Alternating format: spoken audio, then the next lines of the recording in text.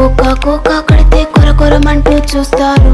పొట్టి పొట్టి కౌనే వేస్తే పట్టి పట్టి చూస్తారు.